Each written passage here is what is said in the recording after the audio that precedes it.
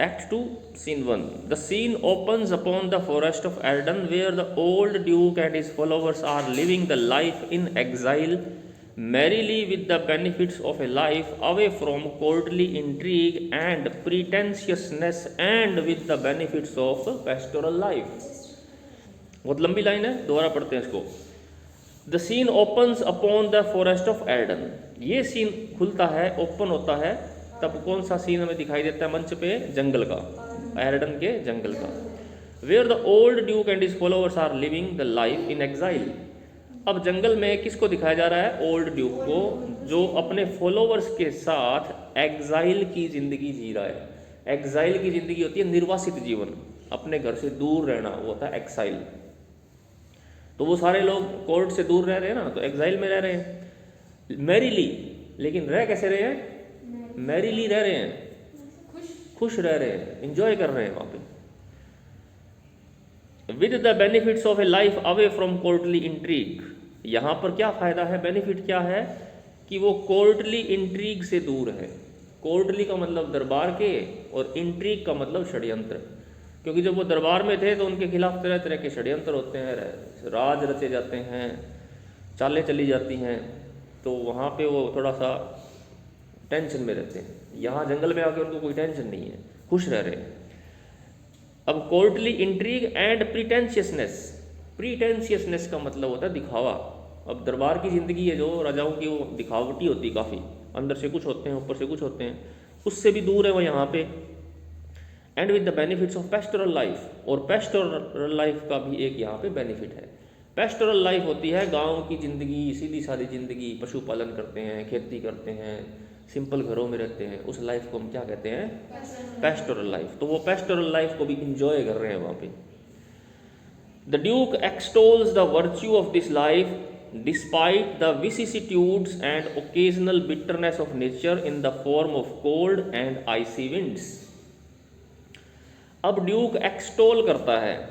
Extol करने का मतलब है तारीफ करता है, प्रशंसा करता है. इसकी the virtues of this life, ऐसी ज़िंदगी के गुणों की, जैसी ज़िंदगी वो जी रहे हैं ना यहाँ जंगल में, उस ज़िंदगी की तारीफ़ करता है वो, कि ये लाइफ में वर्च्यू बहुत हैं, बहुत अच्छी अच्छी चीज़ें हैं. Despite the vicissitudes. विसिसिट्यूड्स के बावजूद तारीफ़ करता है. विसिसिट्यूड्स होती हैं उतार चढ़ाव, दुख, कभी सुख, कभी दुख, कभी सुख. तो इस ज़िंदगी में विसिसिट्यूड बहुत है. जंगल में रहना कोई आसान काम थोड़ी है ना. तो कई मुश्किलें भी हैं, कई आसानियाँ भी हैं. तो वो कहता है इन विसिसिट्यूड्स के बावजूद भी ड्यूक उस लाइफ की तारीफ़ करता है. And occasional bitterness of nature in the form of cold and icy winds. और इस लाइफ में बिटरनेस भी है काफ़ी. बिटरनेस का मतलब है, बिटरनेस का मतलब कड़वाहट होती है. यहाँ पे बिटरनेस का मतलब मुश्किलें हैं. मुश्किलें कौन कौन सी हैं? नेचर की मुश्किलें हैं, प्रकृति की. क्योंकि जंगल में हैं तो कभी वहाँ ठंडी हवाएं चलती हैं, कभी बहुत ज़्यादा ठंड पड़ती है. तो इतना कुछ होने के बावजूद भी ड्यूक इस लाइफ की क्या करता है? तारीफ करता है. उसको पसंद आती है जंगल की life. The duke happens to appreciate the life for there is no flattery. वो इसलिए तारीफ करता है इस ज़िंदगी की क्योंकि यहाँ पे फ्लैटरी नहीं है. फ्लैटरी का मतलब चापलूस नहीं है. यहाँ जो है उसके पास वो सच्चे लोग हैं. कोई उसकी तारीफ इसलिए नहीं कर रहा है कि वो उनका कोई फ़ायदा करेगा, यानी वफादार लोग हैं वहाँ पे, और कोई फ्लैटरी नहीं है. And lot to learn from the world of nature. और नेचर की दुनिया से उसे बहुत कुछ सीखने को भी मिल रहा है. Sweet are the uses of adversity which like the toad ugly and venomous. अब ये उसकी एक स्पीच है ड्यूक की. वो बोलता है ये कि sweet are the uses of adversity. क्या हुआ, गुम हो गया?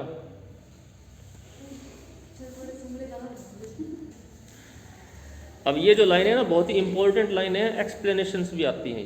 ये ड्यूक की स्पीच है. एक ड्यूक बोलता है अपनी कविता के अंदर, शायरी के अंदर, कि sweet are the uses of adversity. Adversity के यूज भी बहुत स्वीट होते हैं. एडवर्सिटी क्या होती है? विपदा की स्थिति, मुश्किल की स्थिति, परेशानी. वो कहता है कि जब हम किसी मुसीबत में पड़ जाते हैं, किसी मुश्किल स्थिति में पड़ जाते हैं, कोई हमारे सामने ज़िंदगी में तकलीफ़ें आती हैं, उनको एडवर्सिटी कहते हैं. वो कहता है इन एडवर्सिटी के यूज भी स्वीट हैं, मीठे हैं इनके यूज भी. आपको लगता है ये सही बात है? क्योंकि मुश्किल परिस्थिति में ही तो इंसान बहुत कुछ सीखता है ना। तो जैसे कोयला होता है वो भी दब के ही तो डायमंड बनता है। कोयला करोड़ों सालों तक जो ज़मीन में दबा रहता है ना, वो कोयला धीरे धीरे डायमंड बन जाता है। तो कहने का मतलब है आदमी परेशानियों से ही तो सीख सीख के मजबूत बनता है। इसलिए वो कहता है कि एडवर्सिटी के यूजेस स्वीट होते हैं। Which like the toad ugly and venomous wears yet a precious jewel in his head.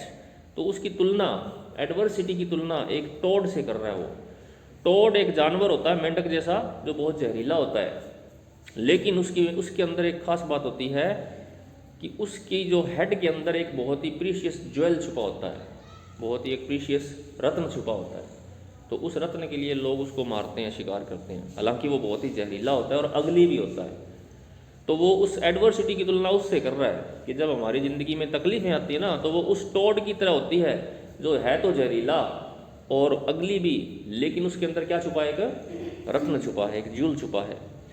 And this our life exempt from public haunt find tongues in tree books in running brooks sermons in stones and good in everything. तो वो उस life की तुलना करता है इसी चीज़ से। वो कहता है ये जो हमारी लाइफ है ना, जो पब्लिक हॉन्ट से परे है, एग्जेम्प्ट है, जिसको पब्लिक हॉन्ट से छुटकारा मिला हुआ है।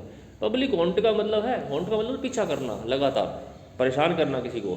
तो जब वो राजा होते हैं तो लोग हमेशा उनको परेशान करते हैं, कभी किसी की समस्या को सुलझाना, कभी किसी की समस्या को, कभी कोई युद्ध लड़ना, कभी कुछ करना, है ना। तो वो कहता है ये जो लाइफ है हमारी पब्लिक हॉन्ट से परे है। यहाँ पर हम पेड़ों से बात करते हैं। फाइंड टंग्स इन ट्री, टंग का मतलब क्या होता है? जीभ। वो कहता है यहाँ पेड़ों की जीभ है, इसका मतलब ये पेड़ों की ज़बान है, हम पेड़ों से बात करते हैं। Books in the running Brooks, जो नदियाँ हैं बहती हुई, ये हमारे लिए किताबें हैं, हम इनको पढ़ते हैं। सरमन्स इन स्टोन्स, पत्थर क्या देते हैं? सरमन देते हैं। सरमन का मतलब उपदेश देते हैं, पत्थरों से हमें बहुत कुछ सीखने को मिल रहा है। एंड गुड इन एवरीथिंग, और यहाँ हर चीज़ में हमें क्या दिख रहा है? गुडनेस दिख रही है, अच्छाई दिख रही है। यानी उस ड्यूक को जंगल में आके कैसा लग रहा है? बहुत अच्छा लग रहा है, वो इन्जॉय कर रहा है जंगल की लाइफ को। हालांकि उसके साथ ट्रेजेडी तो हो गई कि उसका राज पाट गया सारा, लेकिन वो कह रहा है यहाँ ठीक है, बढ़िया सब। The duke happens to be in love with harsh nature, तो ड्यूक शायद उस नेचर से प्यार में पड़ गया है, उसको नेचर से प्यार हो गया है। और नेचर भी कैसा है? हार्श। हार्श का मतलब कठोर।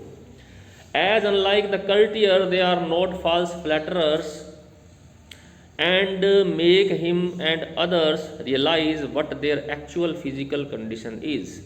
अब कारण ये है कि ये जो नेचर है ये उन कल्टियर्स की तरह नहीं है, उन दरबारी लोगों की तरह नहीं है जो फ्लैटरर हैं, फॉल्स फ्लैटरर हैं, जो चापलूस हैं, जो हमेशा उसकी झूठी तारीफ करते रहते हैं और उसको दूसरों को हमेशा ये रियलाइज़ कराते हैं कि उसकी फिजिकल कंडीशन क्या है। तो ये नेचर है ना, ये उसको हमेशा सही चीज़ बताता है, कोई गलत चीज़ नहीं बताती। प्रकृति हमें हमेशा सही बताती है, वो हमारी कभी फ्लैटरी नहीं करती। हम जैसे हैं वैसा ही हमारे साथ सलूक करती है वो। प्रकृति को क्या लेना देना, अभी कोई राजा है या कोई क्या है, कोई आम आदमी है। अगर कोविड होगा तो सभी को होगा, है ना, कोई किसी बड़े आदमी को या छोटे आदमी को नहीं देखेगी। तो यही बात वो कह रहा है कि नेचर जो है ना वो हर आदमी के लिए पक्षपात रहित है। ये बात उसको अच्छी लग रही है यहाँ पे आके। The Duke wants to go killing a deer for their food, but at the same time is not unmindful of the hurt and the pain caused to them because of their activities। अब Duke एक dear को मारना चाहता है खाने के लिए, क्योंकि जंगल में रह रहे हैं तो यही चीज़ें मिलेंगी खाने को, तो वो एक डियर को मारना चाहता है। डियर क्या होता है?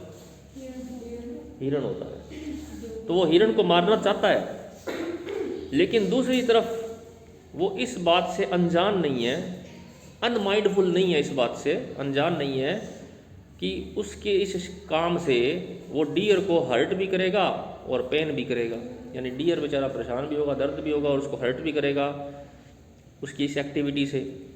ही is promptly reminded by one of his lords that the melancholic Jaques feels sad to see such happenings and equates duke senior with his brother in usurpation who has come with his bandwagon into the world of unfortunate, spotted and innocent creatures to deprive them of their natural habitat and pierce them with the arrows। बहुत बड़ी line थी है। दोबारा पढ़ते हैं। ही is promptly reminded, उसको उसी वक्त याद करवाया जाता है। प्रॉम्प्टली का मतलब उसी समय याद करवाया जाता है, क्या? By one of his lords, उसके एक दरबारी द्वारा, दैट द मेलंकलिक जेकस, की जो जेकस है, जेकस सब कौन है? ओलिवर, ऑरलैंडो और जेकस, ये 3 भाई हैं, ठीक है। तो जेकस भी यहीं कहीं जंगलों में ही घूम रहा है वो, तो उसको किसी ने देखा है, किसी दरबारी ने, और वो ये कह रहा है कि वो जो जेकस है वो मेलंकलिक है। मेलंकलिक का मतलब हमेशा उदास रहने वाला आदमी है, कभी खुश नहीं रहता है, वो अपने ही ख्यालों में खोया रहता है। एक वर्ड था ना, साइनिसिज्म हमने किया था, जो दुनियादारी से नफरत करता हो, वो सिनिकल है। ये ऐसा ही है जेकस आदमी, सिनिकल है, वो हर चीज़ में नुक्स निकालता है, हर चीज़ उसको बुरी लगती है, एक फिलोसोफर टाइप का, वो हर चीज़ में दुख ढूंढता है। तो ये जो किसी दरबारी ने जेकस को ये कहते हुए सुना है, दरबारी कह रहा है कि मैंने सुना है जेकस भी फील करता है सैडनेस को, वो भी दुखी है, टू सी सच हैपनिंग्स, इन चीज़ों को देख करके। कौन सी चीज़ों को देख करके? कि जंगल में हर प्राणी एक दूसरे को मारता रहता है। जंगल में अगर जिंदा रहना है ना, तो आपको हमेशा अपने आप को बचाए रखना होता है, संघर्ष करना पड़ता है, और दूसरे को मारना होता है। जंगल में तो ऐसी ज़िंदगी चलती है, जैसे बिल्ली चूहे को खा जाती है, बिल्ली को कुत्ता खा जाता है, कुत्ते को शेर खा जाते हैं, शेर भी किसी न किसी बीमारी से मर जाते हैं बाद में, फिर मरे हुए शेर को कौन खा जाता है? कीड़े मकोड़े खा जाते हैं, चील खा जाती है, गिद्ध खा जाती है। यानी जंगल में कोई दया नाम की चीज़ नहीं है, कोई इमोशन के लिए कोई जगह नहीं है, बड़ी क्रूर जिंदगी होती है जंगल की, और आपको हमेशा बच के भी रहना पड़ता है और मारना भी पड़ता है किसी न किसी को, है ना। तो वो ये कह रहा है कि जेकस ये सारी चीज़ें देख करके सैड है, और वो ड्यूक को भी अपने भाई के साथ ही तुलना करता है। अब ड्यूक को लगता है कि उसका भाई बड़ा गंदा था, उसने उसका सिंहासन छीन लिया, यूसर्प कर दिया, लेकिन जेकस के विचारों में ड्यूक सीनियर जो है और उसका भाई, उस दोनों में कोई फ़र्क नहीं है। क्यों फ़र्क नहीं है? क्योंकि वो कहता है कि ड्यूक सीनियर ने भी यूसर्प किया है किसी न किसी का, ड्यूक सीनियर ने भी किसी का हक छीना है। ड्यूक सीनियर ने किसका हक छीन लिया? किसका? कैसे? अभी तक तो किसी का नहीं छीना, फिर जेकस ऐसा क्यों कह रहा है? जेकस ऐसा इसलिए कह रहा है, आगे पढ़ो, Who has come with his bandwagon into the world of unfortunate, जो अपने बैंड वैगन के साथ इस दुनिया में आ गया है, जंगल में आ गया है। उसका जेकस का मानना ये है कि ये जंगल जानवरों का है। जंगल में आके जानवरों को मार रहे हैं। हाँ, उसने कहा उसको। जेकस ये कह रहा है कि ड्यूक सीनियर भी कोई कम दोषी नहीं है। अगर उसके भाई ने उसका सिंहासन छीन लिया तो ड्यूक सीनियर कहाँ गया? जंगल में। लेकिन जंगल किसका है? जेकस के हिसाब से जेकस कहता है कि ये जंगल जानवरों का है, आप इनकी दुनिया में क्यों आ गए, क्यों मार रहे हो उनको अपने खाने के लिए? आप वहाँ शहर में ही रहो ना, आपने शहर अपने लिए बनाए, तो जंगल तो छोड़ दो उनके लिए। वो ये कह रहा है कि वो ड्यूक सीनियर और ये जो ड्यूक जूनियर हैं दोनों इक्वल हैं, कोई फर्क नहीं है इनमें। हाँ, into the world of unfortunate spotted and innocent creatures to deprive them of their natural habitat, और वो इनोसेंट क्रीचर्स को, जो मासूम जानवर है जंगल के, उनको उनके नेचुरल हैबिटेट से दूर कर रहे हैं। नेचुरल हैबिटेट का मतलब उनका जो प्राकृतिक निवास है वहाँ से वो उनको भगा रहे हैं, डिप्राइव कर रहे हैं उनको। And pierce them with the arrows, और तीरों से उनको पियर्स कर रहे हैं, तीर चला चला के उनको। पियर्स करने का मतलब आर पार कर देना, तीर उनके शरीर से आर पार कर रहे हैं, यानी तीर मार करके उनको मार रहे हैं। तो वो ये कह रहा है भी ड्यूक सीनियर भी पापी कम नहीं है, वो जंगल में आ गया, अब जंगल के जानवरों को मार रहा है। ओके, तो ये जेकस की ये एक थोड़ी सी एक स्पीच है। Jaques reflects on this in his broodings, Jaques अपने विचार इस तरह से लिखता है। Thus misery doth part the flux of company, इस लाइन का मतलब ये है कि जब दुनिया में किसी आदमी पर मिजरी आती है, विपदा आती है, तो उसकी कंपनी जो है वो चली जाती है।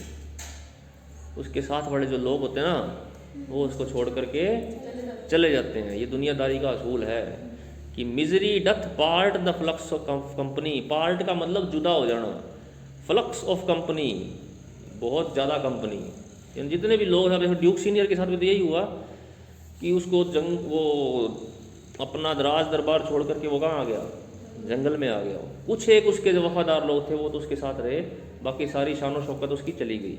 तो वो ये कह रहा है कि मिजरी जो है वो लोगों को साथ छुड़ा देती है। Anon, a careless herd full of the pasture, jumps along by him and never stays to greet him. अब वो उदाहरण देता है उस हिरण का, जिस हिरण को तीर मारा है ना, या कोई भी हिरण मान लो किसी भी चीज़ में घायल हो जाता है, तो जो उसके जो साथी लोग होते हैं क्या वो उसके लिए रुकते हैं? आपने देखा ही होगा जंगल में जब शेर किसी एक हिरण को पकड़ लेता है तो बाकी हिरण क्या करते हैं, वो अपनी जान बचाते हैं। उनको ये नहीं लगता कि इसको हमारे साथी को मार दिया तो हम शेर को मारें, इसकी रक्षा करें। और वो चाहें तो कर भी सकते हैं, क्योंकि हिरण तो होंगे मान लो 50-60, शेर है एक, तो 50-60 हिरण मान लो एक साथ इकट्ठे हो जाएं तो शेर तो नहीं मार पाएगा उनको। लेकिन उनके अंदर ये फीलिंग है नहीं, उनको तो अपनी जान की पड़ी है। और अगर कोई हिरण मान लो या कोई भी जानवर तड़प रहा है दर्द से, उसको हेल्प की ज़रूरत है, तो कोई हेल्प करता है? नहीं करता है, सब भाग जाते हैं, सबको अपनी अपनी फिक्र होती है। ये बात कही इसने दूसरी लाइन में, anon a careless herd. Careless herd मतलब वो जो झुंड जो केयरलेस है, full of the pasture jumps along by him, सभी उसके पास से निकल जाते हैं जंप करके, कूद कूद के। And never stage two greet him, और उसको मिलने के लिए भी नहीं रुकते हैं। ए quotes जेकस SVEEP on you fat and greasy citizens, टिस्ट just the fashion. तो वो सभी लोगों को कहता है, फैट और ग्रीजी बोलता है सभी सिटीजन्स को, जो खा खा के मोटे हो जाते हैं, सभी स्वार्थी लोग हैं, उनको कहता है जस्ट द फैशन। यही तरीका है दुनियादारी का, यही दुनियादारी है कि यहाँ सबको अपनी अपनी फिक्र है, अपनी अपनी पड़ी होती है, कोई किसी का सगा नहीं है यहाँ। Wherefore do you look upon the poor and broken bankrupt there? इसीलिए तो सभी लोग उस बैंकरप्ट को मतलब है यहाँ उस घायल हिरण के लिए आया है कि सभी देखते रहते हैं और उसके लिए करते कुछ भी नहीं है।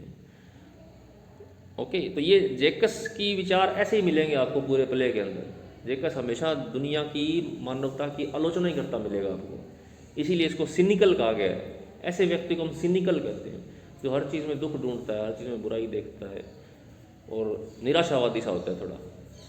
तो जो अपनी पोइम है ना द 7 एजेस ऑफ मैन, वो इसी ने बोली हुई इस प्ले में आएगी।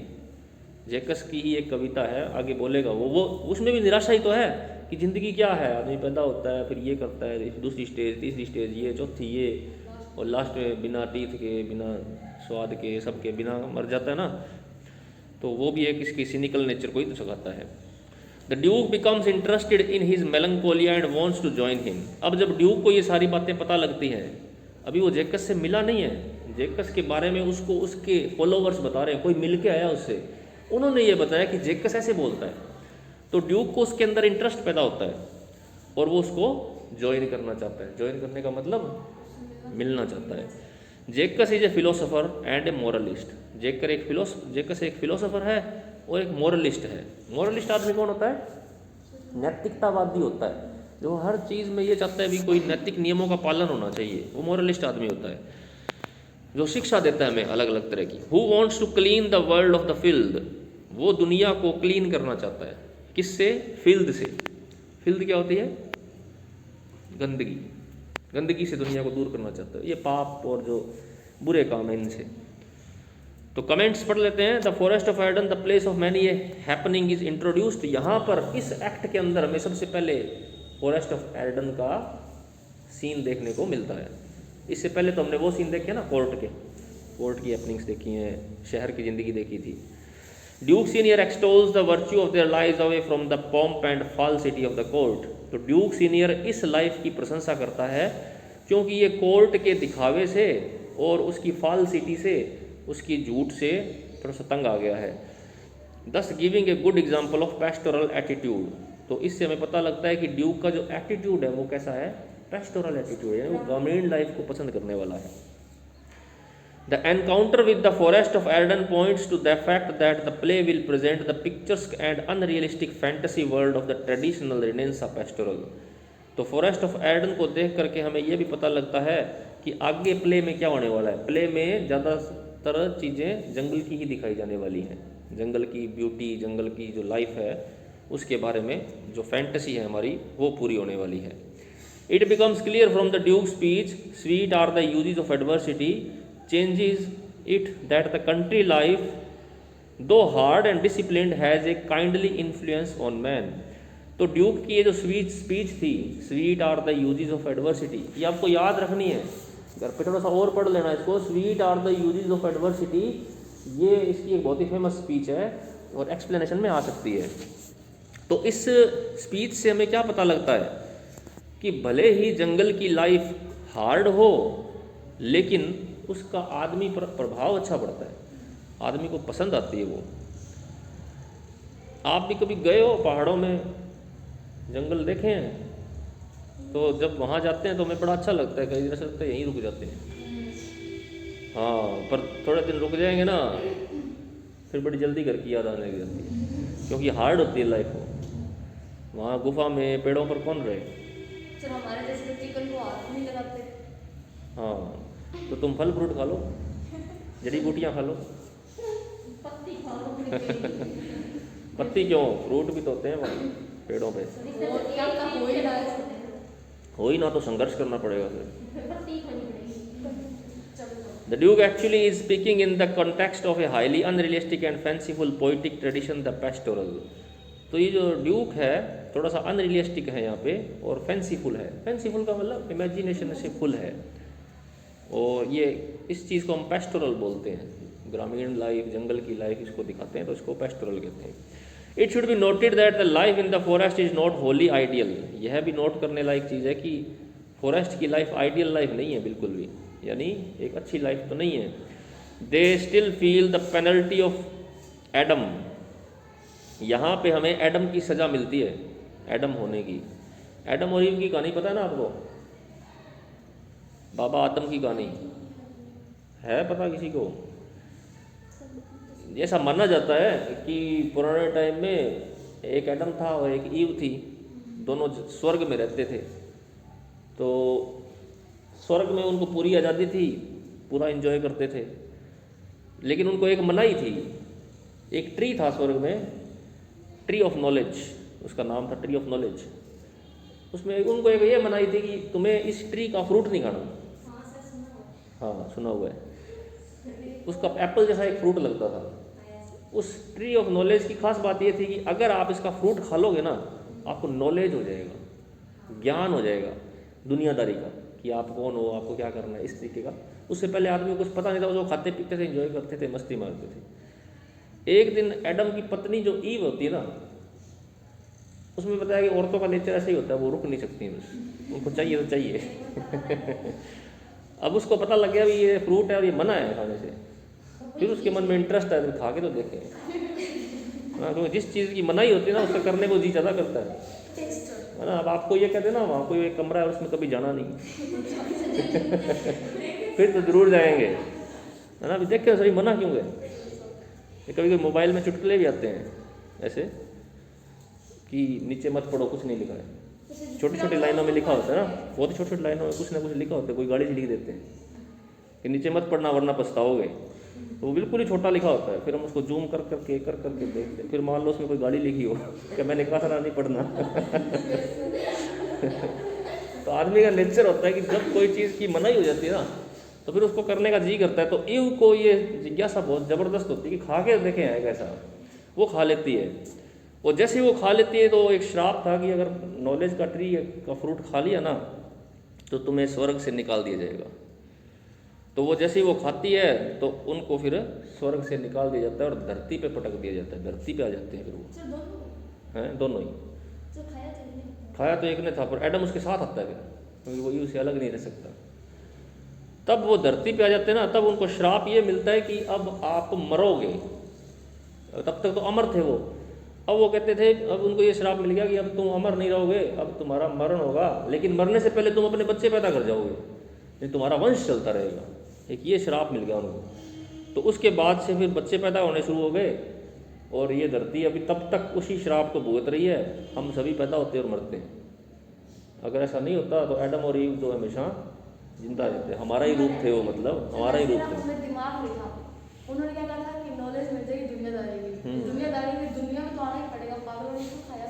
बस वो ईव की गलती थी ना, जो सारी दुनिया भुगत रही है। अगर मैं ये औरतों की गलती जो आदमी लोग ही भुगत रहे हैं। एडम बेचारा उसके पीछे पीछे आया, फिर उसको आना पड़ा। तो ये कुछ नहीं है, रियलिटी तो है नहीं, ये तो एक काल्पनिक चीज़ है ये। क्योंकि पुराने टाइम में जब साइंस नहीं था तो लोगों को पता नहीं था भी ज़िंदगी कैसे शुरू हुई है, पृथ्वी पर जीवन कैसे शुरू हुआ। तो लोगों ने अपनी अपनी कहानियाँ बना ली। जैसे हमारी कहानियाँ अलग है, हमारे कहते हैं ना शेष नाग पे पृथ्वी टिकी हुई है ना। जब शेष नाग हिलते हैं तो भूकंप आ जाता है। लेकिन अब हमें सब पता है भी कहाँ शेष नाग है और कहाँ धरती है और क्या करते हैं। तो ये एक कहानी है। इसमें ये जो आया ना, the penalty of Adam, penalty of Adam का मतलब एडम को मिली हुई सज़ा। तो वो इसमें अभी भी हम फील करते हैं कि फॉरेस्ट की लाइफ जो होती है ना वो आइडियल नहीं है। ये तो एक एडम को मिली हुई सज़ा है फॉरेस्ट की लाइफ। तो Jaques speech on the killing of the deer is reminder that a life in the forest not a paradise. तो जेकस ने जो स्पीच दी थी डियर के ऊपर, जो डियर मतलब घायल हो जाता है, जिसकी कोई सहायता नहीं करता, वो अकेला ही तड़पता है, फिर मर जाता है। तो ये इससे हमें ये पता लगता है कि जो फॉरेस्ट की लाइफ है वो कोई पैराडाइज नहीं है, वो कोई स्वर्ग नहीं है। Against that of the golden age what nature provided food in plenty for man who did not have to labour to earn the essentials of life.